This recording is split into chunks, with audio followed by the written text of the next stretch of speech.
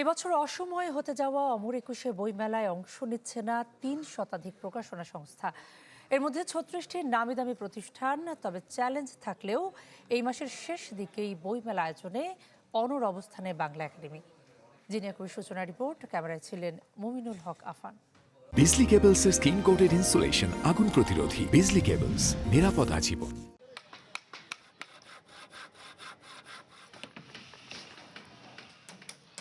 নির্বাচনের বাস্তবতায় এবার সময় বদলেছে অমর একুশে বইমেলার।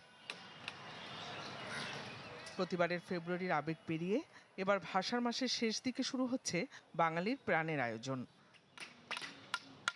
নির্বাচন ও রমজান সব মিলিয়ে এক ভিন্ন বাস্তবতার মুখোমুখি বইমেলা। তবু থেমে নেই প্রস্তুতি।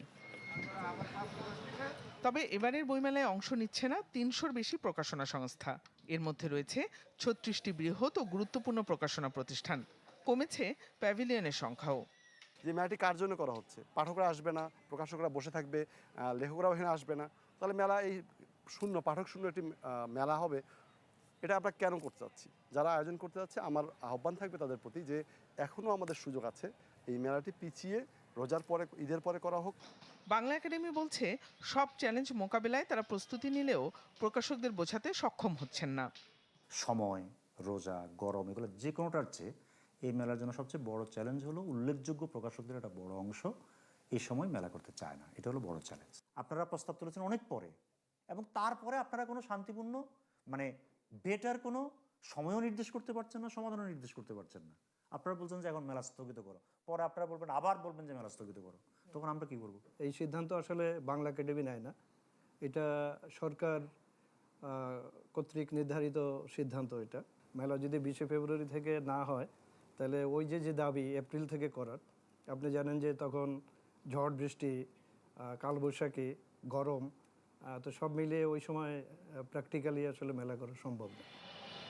দ্বন্দ্ব কাটিয়ে নির্ধারিত সময়ে অমর একুশে বইমেলা শুরু হয় কি না, তাই এখন দেখার বিষয়। সময়টা বদলেছে প্রেক্ষাপটও। রমজান মাস, তীব্র গরম, শিক্ষা প্রতিষ্ঠানগুলোর ছুটি, তার উপর প্রায় ৩৬টি বড় এবং উল্লেখযোগ্য প্রকাশনীর অনুপস্থিতি প্রকাশনা জগতে তৈরি করেছে ভিন্ন এক বাস্তবতা। মেলার পরিসর এবং প্রাণচাঞ্চল্য দুটিই পড়েছে চ্যালেঞ্জের মুখে।